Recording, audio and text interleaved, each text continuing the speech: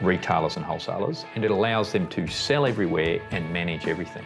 And it's this one-touch solution which is really providing Neto, it's our core competency and provides a competitive advantage in the retail space.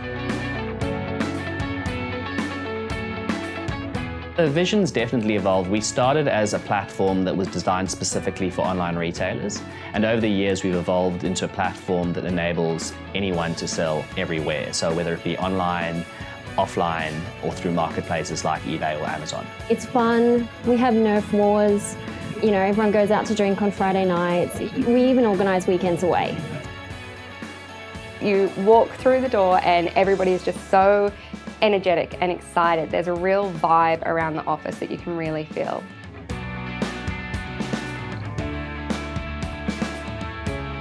Telstra became a shareholder of Neto in 2015, and since that time they've certainly added some structure to Neto, but at the same time we've been very conscious not to lose that startup vibe that we were all about.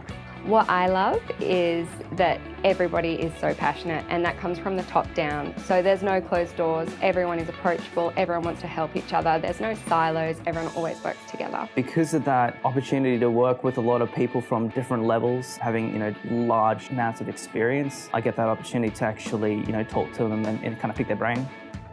Retail in Australia represents 1% of total retail globally. So Neto's future is very much about global expansion. We're currently operating in New Zealand, Singapore, Hong Kong, Malaysia and Manila.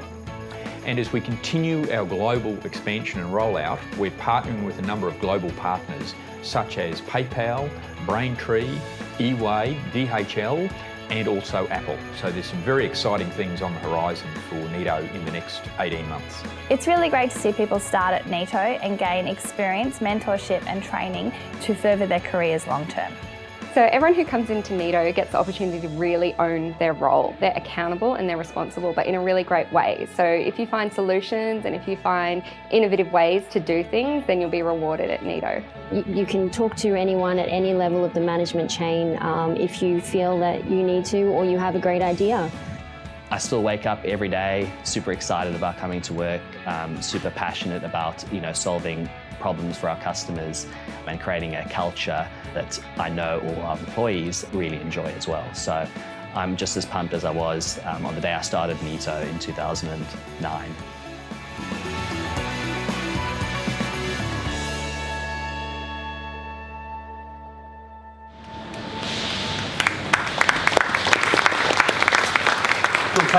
Thanks for having me. And yeah, some really fantastic talks before. And just following on from what Clarissa was saying, and I guess mental health, especially for entrepreneurs and specifically founders. And I was in San Francisco last week and listening to Mike Cannon-Brookes, the founder of Atlassian, talking about this exact topic. And if any of you haven't seen it, there's a video, a TEDx talk that he did called Imposter Syndrome. And it really talks about, as founders, we always, feel like imposters. So if you haven't watched that video and you are struggling to scale your business and maintain motivation, I strongly suggest having a look at that video.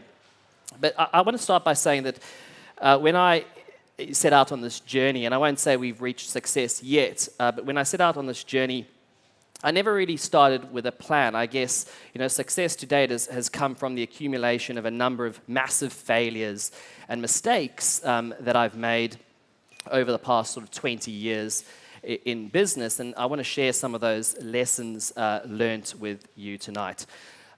So, just going back. So business for me started back in South Africa when I guess I was just 8 years old. My brother had been gifted a gumball machine for Christmas, and it was one of these ones you put plastic tokens in and it gives you a gumball. And I quickly realized that you could put 10 cents into it and get the same result. So I took this gumball machine to work, set it up on the school playground, and started my gumball empire. But needless to say, in about a week, my whole business was shut down. According to Mrs. Mack, I was violating Code 23 of the Student's Handbook, thou shalt not profit from other students. But that didn't stop me. Fast forward 7 years, and believe it or not, at 15 years old, I owned and ran that school's tuck shop. And I know that's crazy, but for 2 years, that was probably the best business I ever had because all of my employees were my best mates and I paid them with food. I was living in South Africa, so there was literally no OH&S issues with my business. And finally, I knew my target market literally intimately. But at the same time of running this tuck shop, I was in this really privileged position to be at this school that was adopting technology early. In fact, and this is a long time ago now, the school decided to swap out pens and papers for laptops, and each student was gifted a Toshiba Satellite Pro, otherwise known as a brick. And it was on this device that I learned how to code websites, and that's the device I coded my first online store through. And I was an avid fly fisherman. I was a boarder at school, and so each night I would tie flies in my dorm, and I would sell them through my online store's intranet. And again, it was a booming business. Fast forward 3 years, and I'm now studying at QUT in Australia. We've emigrated, and again, there I am flogging printer consumables to my uni friends through a site I founded called unisupplies.com.au, and this was my first, I guess, proper business. I had an investor and a guy called Carl Jacoby. Some of you might know him from the Brisbane community, and also through my parents, who were really supportive through this whole journey, and they were running a printer consumables wholesale business selling to the likes of Cartridge World, so they were able to leverage off that inventory to run this operation. And we ran this business successfully for about 2 years. And then the same time came for me to, spread my wings a bit, or as my dad says, sow my seeds. And I moved over to France to finish my studies at the Grenoble School of Management. But before I went to France to study, I did a uni project on this up-and-coming retail brand that you might have heard about called Amazon.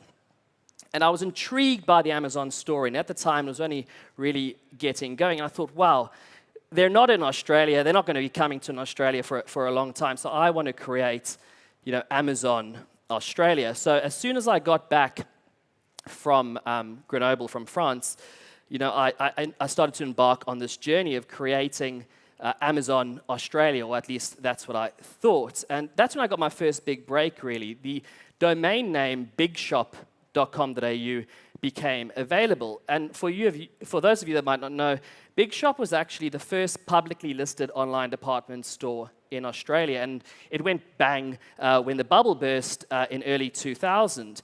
And literally the day that I was searching for a domain name for my Amazon Australia, Big Shop became available.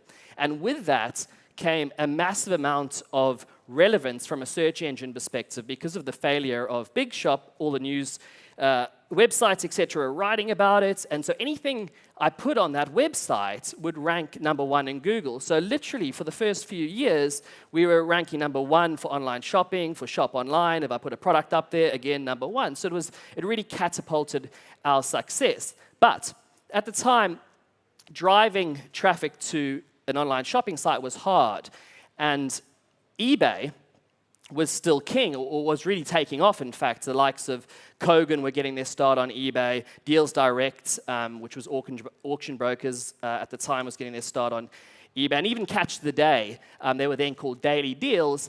Their volume was all going through eBay, and I knew that. So I knew that I needed to leverage eBay to grow Big Shop, and that's exactly what I did. So I went over to this place, and some of you might be familiar with this picture. It's called the Canton Fair in China. It's the world's largest trade show, as I understand. It's absolutely massive. It's impossible to get around it. Literally tens of thousands of stalls. I went over there and I sourced and I haggled a container of massage chairs. I couldn't get a 40-foot container. I could only afford a 20-foot container. And it was the best product because massage chairs are freaking huge. And so you could only fit a few in a 20-foot container.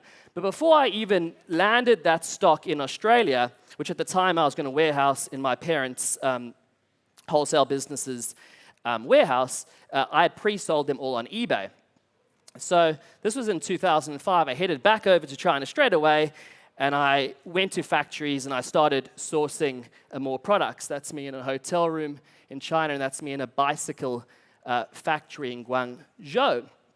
Before we knew it, we had a warehouse full of anything anyone would buy. And there's a great tool at the time, Terapeak, that enabled me to research what product opportunities and gaps there were on the eBay marketplace. And I would just sort of target those with, I guess, high dollar contribution goods that would not take up too much space, or would take up, rather, a lot of space in a container, because I couldn't afford 40-foot containers, only 20 foot, and I needed to consolidate and haggle and blah, blah, blah. And I'd go over there, and I'd make up bullshit stories about, how we were big as Harvey Norman, but it worked. And so before we know it, we had a warehouse full of everything from massage chairs to lingerie, which was really cool. But while this was all going on and we were running a traditional retail operation predominantly through eBay, or only through eBay at that stage, in the background, I was leveraging all that IP that I'd built up over the years to run my other online stores to build the first version of Big Shop. And that's when I hired this good-looking guy over here, Simon, who was our first programmer and really a coding ninja. And I remember I put an advert out for him in the local Capalabar newspaper, because that's where our warehouse was. And I don't know how he found the advert, but he had just graduated also from QUT at the time. And I got him to work on the marketplace components or back office of Big Shop, which is where other retailers could sell through our business. And if you know Amazon, that's the Amazon model. You have products that you stock yourselves. Amazon started with books, but then the market is supplemented with millions of SKUs from other retailers. And that's exactly what I was trying to do. And so we launched the first version of Big Shop in 2006. We had a few hundred SKUs of our own that provided the margin we needed to keep the business going. And then we had 600,000 SKUs that were being fulfilled by 90-plus retailers around the country. But back then, online retail, it wasn't really taking off just yet. So running that website and the cost to maintain it and drive traffic to it, it was hard. And from the outside, it looked like we were doing an amazing job, right? We had a 2,000 square meter warehouse by this stage, racked to the ceiling, containers coming in and out. We had 2 brands, Odin and Cara. It was fantastic. But in reality, scaling this business was hard, because every order that came in, we had to manually enter into MYOB, then we had to manually enter into shipping label software, nothing talked to each other. And so literally for every 100 new orders we would get in terms of average daily volumes, we would be having to hire 1 or 2 more staff members. And ultimately, that wasn't a scalable business. So we went out to market to look for a system that could pull these back office systems together. Long story short, there was really nothing on the market. And so we started developing the solution for our own business. And I really started to enjoy developing that solution, to the point that I was sitting in Guangzhou one night and I was like, I fucking hate being an online retailer. This is really hard, but I really love doing this coding thing. And it was about that time that the GFC hit. And we realized that if we wanted Big Shop to be successful, we needed like lots and lots of cash. And all you guys know how much cash Amazon have taken on over the years. And with the GFC going on, that was going to be really hard to get. And so we really needed to, I guess, critically assess our business. So we sat down and we did a SWOT analysis. And what we realized is that the strength that we had in our business was not being a retailer and sourcing product and selling product online. It was the platform that we had developed. And we knew this because the retailers selling through our platform were telling us that. They all wanted us to build a similar solution for their own online business. So that's, I guess, my first lesson, is to continue to critically assess and focus on your strengths throughout your business journey, because that's something I've done and in the last few years have done a lot of, and we've pivoted several times, but for me that was probably our biggest one. So here we are in 2009, and I decided to register the domain name Neto, and at that time we started to decouple the retail operation from the software itself, which obviously took time, but I anyway went to my first trade show. This is the first online retail trade show in Australia. And we started to flog the software, but we didn't even have working software. I had like prototypes on my laptop. I was saying, yeah, this is how it works, bullshit. But we got sales, and after that show, the checks started to come through the door, which was really exciting, and it sort of validated the decision that we had made. So while this is all going, we're sort of running down the retail operation, and it wasn't until we acquired the customer Lavazza through a company called BluePod that distributes all their coffee capsules. Many of you might have BluePod coffee capsules in your business or have purchased them through a service station. I think they have something like 100,000 machines around the country now.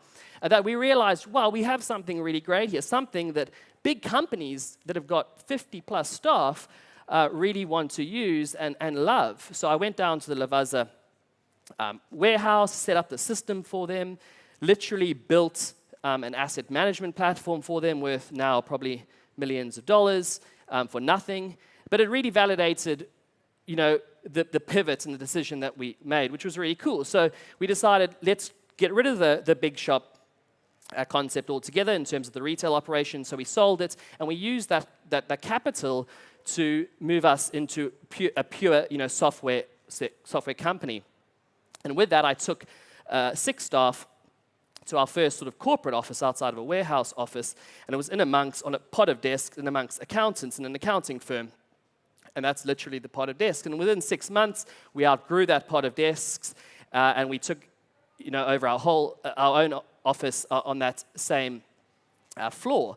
And everything was growing really great, but we had this problem with cash flow because our cash flow just wasn't consistent because our business model at the time was really building bespoke websites for retailers. So we get a lot of money up front, and we'd only charge a small ongoing fee, and it really wasn't allowing us to scale our business. And it's at that time that I heard about this thing called SaaS and the multiples that you can earn from a valuation perspective through this business model. And so we made probably the biggest and best decision of our lives when we shifted our model from being sort of bespoke e-commerce websites to being a SaaS provider, which is ultimately a monthly subscription fee, no significant upfront cost, and everyone using the same platform, therefore much easier to manage, maintain, and innovate through.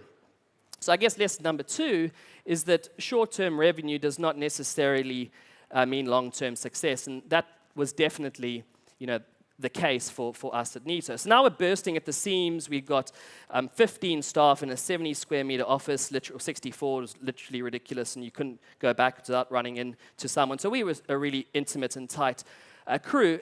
But what was great is now we had this recurring revenue model that was really predictable, and cash flow was predictable, so we could scale up a lot quicker. So we got our first office in South Brisbane, which would support around 40 staff, which was great. And again, everything was going really well, but what we were starting to realize is that we had the ability to scale a lot quicker. And how we knew this is because all the metrics were sort of stacking up. So our cost to acquire a customer was well below industry average. At the time, our churn rates were really positive, and all the SaaS indicators were there. So we knew we needed to scale quicker, and competitors were starting to come into the market now too. So I went out and I started to look for venture capital, and I spoke to literally 2 VCs. They were interested. They told me what I needed to do, get a pitch deck together. I went away to start doing that. And while I was doing that, I went to a trade show in Melbourne. This guy hobbled up to me, a representative of Telstra, and at the trade show, and he said, "Ryan, we want to buy your business, Neto." And I took it with a grain of salt. I was like, yeah, come and see us in 3 weeks' time in Brisbane. 3 weeks later, 4 Telstra executives rock up at the office. A month later, we're drafting a term sheet. 6 months later, after considerable due diligence, they acquired a 51% stake in the company. And one thing I really learned from that was, first of all, I guess scale up when you have proven market fit. But more importantly than anything is that back when I sold Big Shop, through that acquisition, I had a new member of the team join, a guy called Jason, who's now our COO. And what he does, he took on the financial, I guess, burden of the business and the accounting burden of the business. And he ensured that from day one of him being involved, we were sale ready. And that made a massive difference when Telstra got involved because we were able to respond to their due diligence questions really, really quickly. And what that gave them is a lot more confidence in us as a company. And because of that and how we acted through that due diligence process, which is a pretty crazy process, we were able to maximize the value that we had in the business, about 2x what they initially offered at the start. So another takeaway that I actually haven't put up here is make sure you get a really strong CFO/COO early on in your business. I don't think, I think it sort of aligns to when you know that you've got a product that has market fit. So yeah, like I said, Telstra get involved, and they not just the capital that we got from them buying the company, but they put a lot of growth capital into the business and gave us the ability to really scale up to a new level. So literally in 18 months, we went from having what was 40 staff when Telstra took us over to over 130 staff in 18 months. And that's a massive amount of scale in a very short amount of time, especially when you consider the Brisbane market, right? So we took over the office next door to the office we had in Peel Street. That wasn't big enough, and 6 months later, we moved into our new digs in Boundary Street in South Brisbane, which we are at today. But since then, we've actually also had to acquire an office next to us because that wasn't big enough. So now we've got about 2,500 square meters of office space, which is great, and we're growing rapidly. But although revenue and customer count are growing rapidly, in fact, increasing year on year, internally our business was really starting to slow down. So things that used to take a day or a few days suddenly took weeks. We had these silos popping up in the business, and people were just throwing work and even customers literally over the wall. New customers didn't have customer empathy. They didn't understand our story. They didn't understand our customers. And it was becoming a real problem.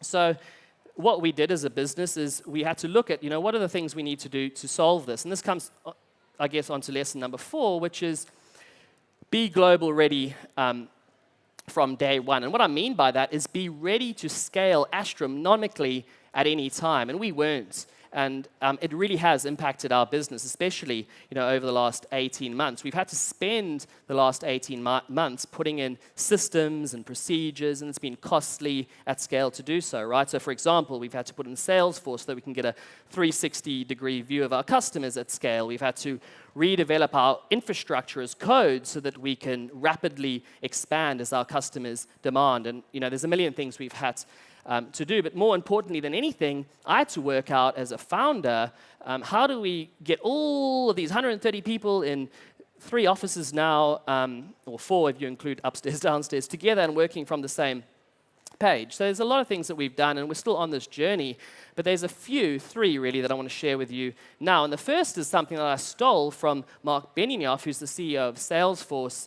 And we went to Salesforce offices about 18 months ago, and they shared a lot about their business and how they do things at scale, right? They've got thousands of people. And one of the things they do, and something that he implemented at Salesforce, is this thing called V2MOM. And really, it's like a short-term business plan, 18 months business plan. And V2MOM stands for Vision, Values, Methods, Obstacles, Measures. And the idea is that all of this fits on one page. And me as the CEO and with our SLT, I create a V2MOM that sets the vision, the North Star, for the next 18 months. And I write it down. And someone said before, it's so important to write things down. And it's not something I did. It wasn't something that comes naturally to me as a founder. I just move at 1,000,000 miles an hour and hope that shit sticks to a wall. But this was really great. So we did this, and what we're now doing is we're getting each department and even teams further down to write their own V2MOMs. In Salesforce, they actually have every single individual in the organization write a V2MOM. And we want to get to there, but we're going through a process at the moment. So at the moment, I've got a V2MOM.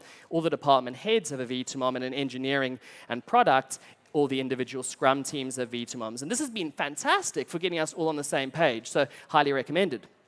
The next thing I did was I bought a bus because we were getting, I guess, way beyond close to our customers. It was becoming a joke, and I needed to bring everyone closer to our customers, so I bought a bus, and literally every 2 weeks now we pile 8 Neto employees into a bus, and we go and visit our customers, and we embed ourselves in their businesses, and because of that, everyone's a lot closer to their businesses, these businesses and our customers. But also, it's breaking down silos, because everyone in the bus is from a different department. They get talking about Neto and what we're about, and it's a fantastic experience. Okay, I'm really running over time, but really quickly, and the last one is we now focus a lot more on who we hire. We hire great people and we trust them to do a great job. And I put an asterisk next to trust because no hiring process is foolproof, and we've definitely learned that. But and therefore, I really encourage you, and I didn't do this, and I didn't do this for a while, is I didn't trust my gut. If you don't think someone's the right fit for your business, get rid of them early. Take advantage of that probation period. So today, we've got over 130 staff. We've got a fantastic culture. We've got over 3,000 Australian retailers using our platform, turning over more than $3 billion through it, and that's my story. Cheers.